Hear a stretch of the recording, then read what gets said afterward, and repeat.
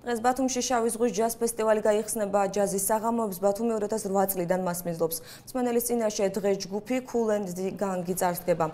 4 დღის განმავლობაში ბათუმის საჩოგბურთო მოედანზე ჯაზის მოყვარულებს მსოფლიოში ცნობილი ჯაზ მომღერლების მოსმენა შეეძლებათ. ბილეთების ფასი 50-დან 90 ლარის ფარგლებში მერყეობს. 25 ივლისს მსმენელის წინაშე Liv Warfield და The NPG Horns წარდგებიან. საკონცერტო საღამოების პარალელურად ბათუმის ქუჩებში ბენდი Meaning Brazi 15 უფასო კონცერტს გამართავს.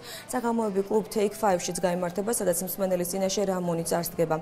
ფესტივალს 27 ივლისს მარიო ბიონდი დახურავს. შავი ზღვის ჯაზ ფესტივალს ორგანიზებას Eastern Promotion უწევს. ორგანიზატორებმა დღეს პრესკონფერენცია გამართეს.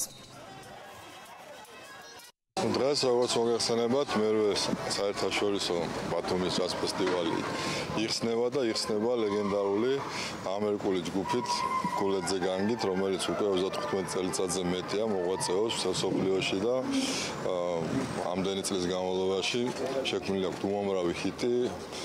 მე იმედი მაქვს, რომ ძალიან ბევრი დამსწრა დღევანდელი საღამოსი ერთ ჰიტზე მაინც ნაცეკვი არის Kool and the Gang-ისა. ძალიან გვიხარია, რომ ეს ფესტივალი ძალიან პოპულარული გახდა და ძალიან ყოველ წელს უფრო მეტი ხალხი ესწრება და იმედი გვაქვს, რომ მომავალშიც უფრო მეტი დამსწრე გვეყოლება და სასიამოვნო საღამოს უსურვებთ დამსვენებლებს და არა მარტო დამსვენებლებს, ადგილობრივ მოსახლეობას.